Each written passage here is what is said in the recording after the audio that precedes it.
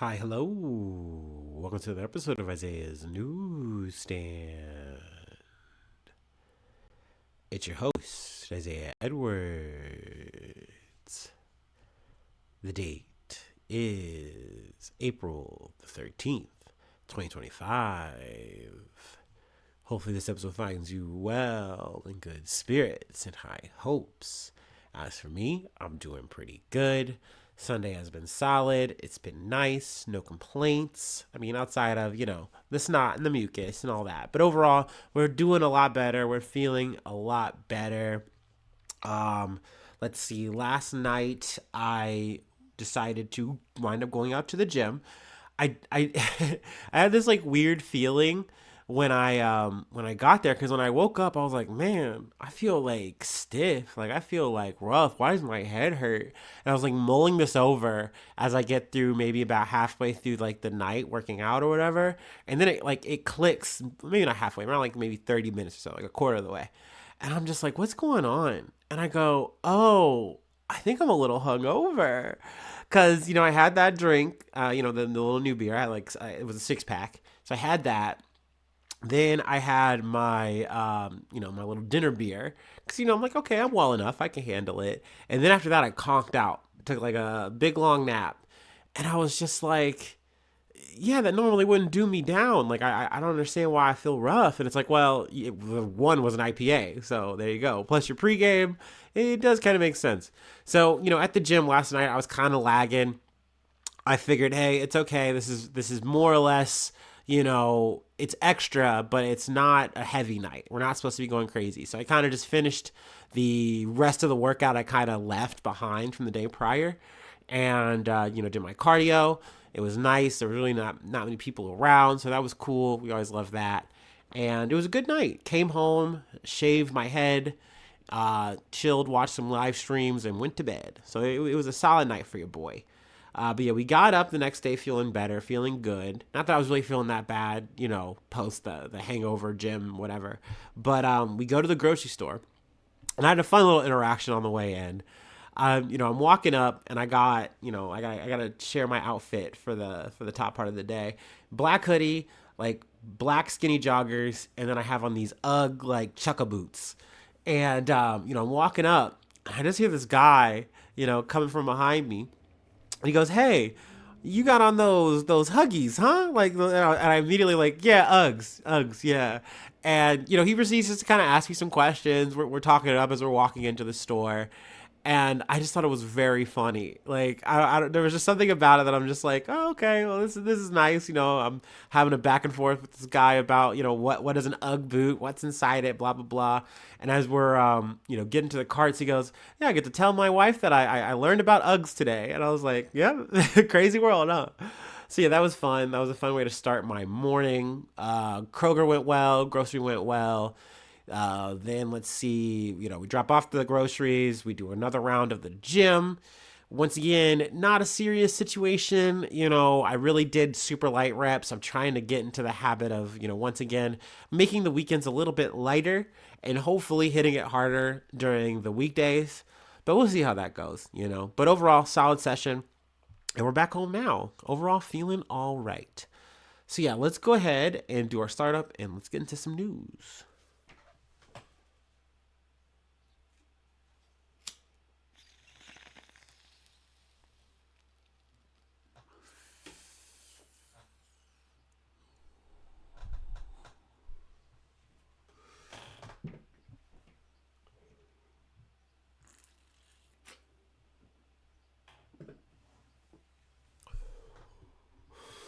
Ooh. All right, all right. From ABC News, Russia ballistic missile strike kills dozens. Excuse me. In Ukraine's Sumy, officials say a Russian ballistic missile strike on the northeastern Ukrainian city of Sumy killed at least 34 people on Sunday morning. Emergency services said. As many there celebrated Palm Sunday. The enemy struck the civilian population again. Acting Mayor Artem Kozbar Kobzar, we're gonna say Kobzar, wrote on Telegram. Ukraine's state emergency service said that at least 34 people, including 2 children, were confirmed killed, with 117 others injured, including 15 children. 2 missiles struck the center of the city, officials said, or authorities said. The Subi City Council said the strike hit multiple buildings, including residential ones.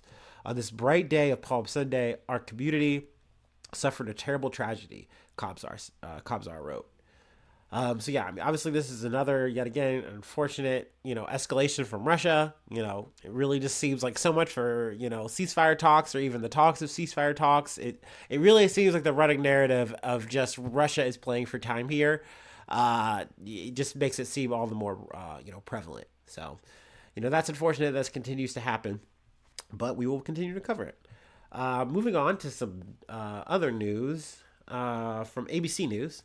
Wisconsin teen allegedly killed parents in extremist plot to assassinate Trump, FBI says. A Wisconsin teen allegedly killed his parents to obtain the financial means and autonomy necessary to kill President Donald Trump and overthrow the U.S. government, federal authorities said in court documents. Nikita Casap, 17, was arrested in March and charged with 2 counts of first-degree murder and 2 counts of hiding a corpse, according to the Waukesha, I don't know this one, Waukesha County authorities. Other charges include theft of property over $10,000 and misappropriating ID to obtain money. Court documents show investigators are pursuing federal charges, including conspiracy, presidential assassination, and use of weapons of mass destruction. The teen's stepfather, Donald Mayer, 51, and mother, Tatiana Casap, 35, were both found dead inside their home by the Waukesha County Sheriff's Department on March 1st, according to a press release from the department. The Sheriff's Department issued a search warrant and say they found material on the teen's phone related to the Order of Nine Angles, which is a network of individuals holding neo-Nazi, racially motivated extremist views, according to investigators. The Federal Bureau of Investigation reviewed documents allegedly written by the teen, which calls for the assassination of Trump and the start of a revolution to save the white race, according to federal court documents. Now, I'm curious, my dear listeners, when I initially started this up, and when we're getting all the way up to this point, did you think this was like a liberal thing? Did you think it was going to be one of those radical leftists? No, it was, it was a racist white man, and they wanted to start a racial war. Like, okay, what is this? Is the Civil War to end all civil wars? I don't get how they all, I say I don't get it, but I do get it, because really what they're saying really doesn't matter. Like, they just want the end result, which is we get to kill brown people. Like, that is what they are trying to do. That is the world that they want to live in, this fantasy world where they get to like reclaim their power that they have right now in their orange ass president. Like, I don't understand, but I do understand. Like, they have to always work the narrative. It doesn't matter if it's fucking black ass Barack Obama or it's Donald Trump. They're going to find a way to arc themselves into this kind of thing, into this kind of way of thinking and being. But I mean, he was really taking it there. The alleged writings show images of Adolf Hitler with the following text: "Hail Hitler, hail the white race, hail victory," according to court documents. It's like, my brother, you won. What do you mean? You're winning right now. What do you want? You want more? It's like, and the answer is yes. They want to do more. It's just not enough. He was in touch with other parties about his plan to kill the president and overthrow the government of the United States. And he paid for, at least in part, a drone and explosives to be used as a weapon of mass destruction to commit an attack, investigators said in a federal affidavit. Other parties with whom Casap was in contact appear to have been aware of his plan and action and to have provided assistance to Casap in carrying them out, according to the affidavit. Casap was in court on April the 9th for a preliminary hearing on his state charges. He has not yet offered a plea and remains in custody. His next court appearance is for an arraignment on May 7th, according to the Waukesha County Court docket. So yeah, that's a new potential shooter on our radar. There we go. I mean, I say potential shooter. He already did some shooting. He already unfortunately killed his family. So he did a little pre-family annihilation, and like what his little three-step plan to take over the world for the white race, or at least take over the country. Like I don't know, man. That's crazy. Like one, kill your parents. Two, get all the resources you need to assassinate the president. Three, assassinate the president. Civil War, we win. Hail Hitler. Like that's crazy, dude. Like what is like what am I on? Kanye West's fucking X feed? I don't understand how we get here. That's crazy. But here we are, 2025. Let's move on to our next story.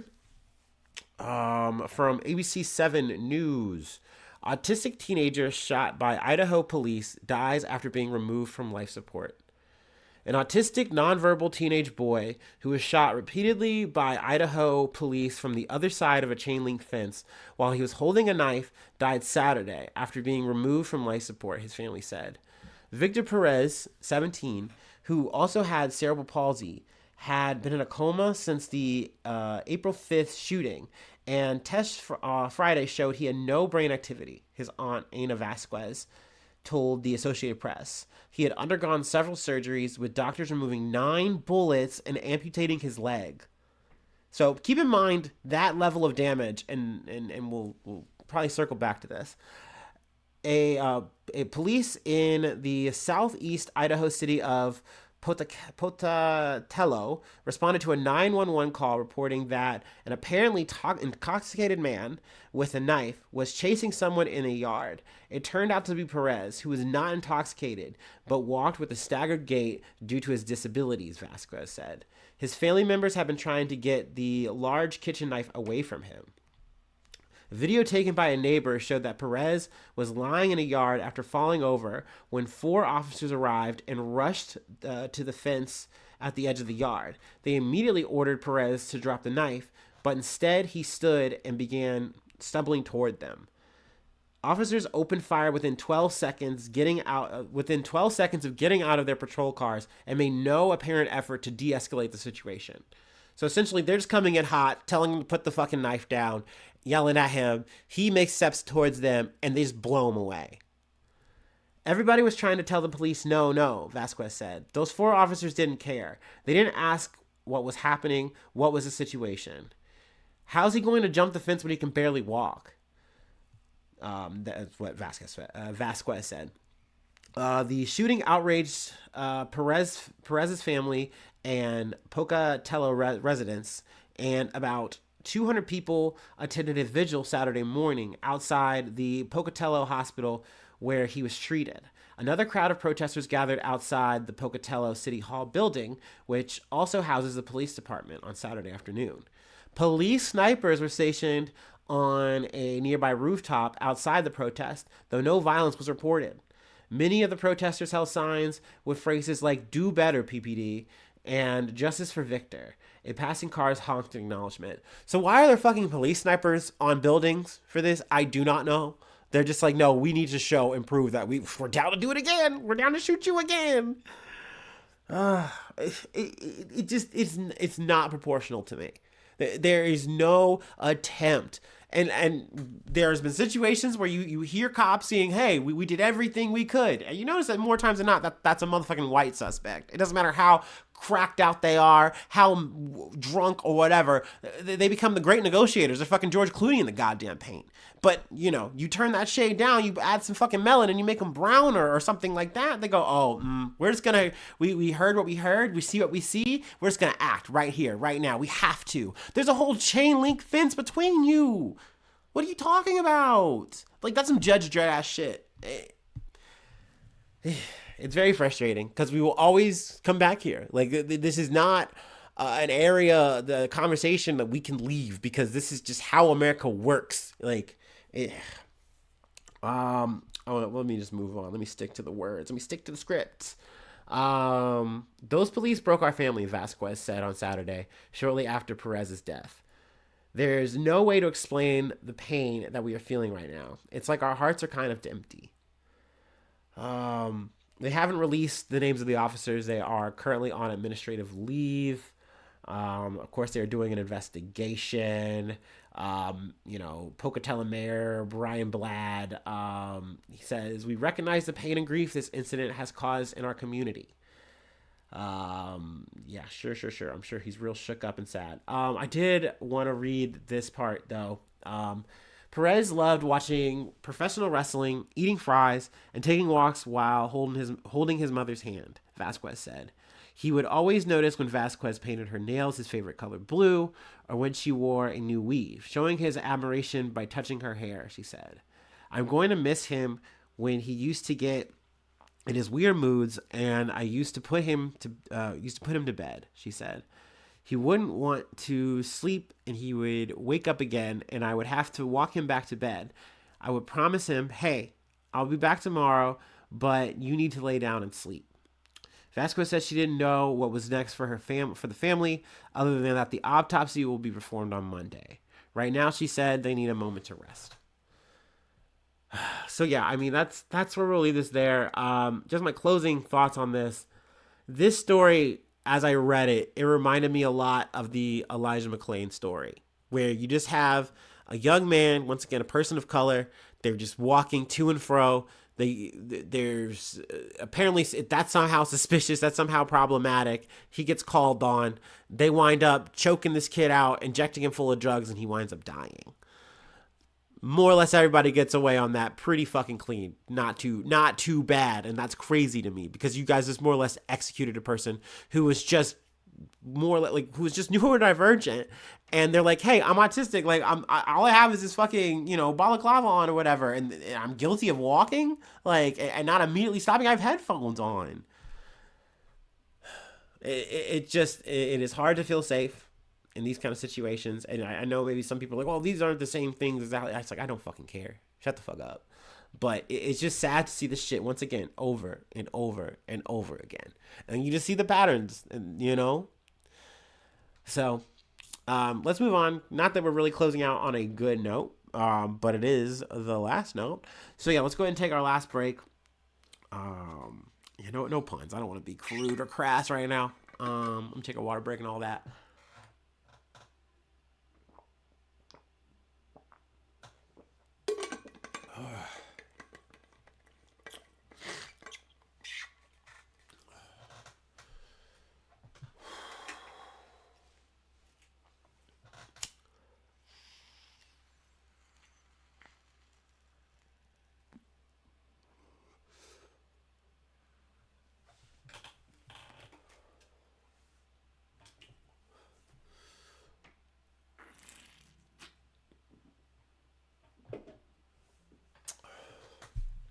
All right, from the Associated Press. Police say they are investigating an arson attack at the Pennsylvania governor's residence. Pennsylvania Governor Josh Shapiro and his family were evacuated overnight from the official governor's residence after someone set fire to the building, police said Sunday. No one was injured, and the fire was extinguished, according to authorities. The fire broke out overnight on the first night of the Jewish holiday of Passover, which Shapiro and his family had celebrated at the governor's official residence in the state capital of Harrisburg. Pennsylvania State Police said in a statement that while the investigation was ongoing, they were prepared to say at this time that this was an act of arson. State police gave no other details about the cause of the fire at the Riverfront Mansion, but said it caused a significant amount of damage to a portion of the residence. Shapiro and his family had been in a different part of the residence, police said. In a statement, Shapiro viewed as a potential White House contender for the Democratic Party in 2028. Yeah, good luck with that, but I would not endorse this man with my fucking life. But that's a whole other issue, and it's not neither here nor there. Said he and his family woke up at about 2 a.m. to bangs on the door from the Pennsylvania State Police after the fire broke out. The Harrisburg Bureau of Fire was called to the residence while they worked to put out the fire. Police evacuated Shapiro and his family from the residence safely, Shapiro said. So yeah, there's a yada yada yada, but we don't know, we don't have any leads as of yet, any outright motives. I'm curious. I don't want to speculate. Not even going to put my little speculation hat on, as I like to do, but I won't do it today. But yeah, I mean, I'll keep you posted if I hear any more, get any more information about what happened there, who did this, what's the culprit. Anyway, that is where we will leave it for today. I don't like to chill on Sunday, so I won't do that. So I will say thanks so much for tuning in. Thanks so much for being a friend. And hopefully I see you soon for some more good news. I love you. Bye-bye. Mwah.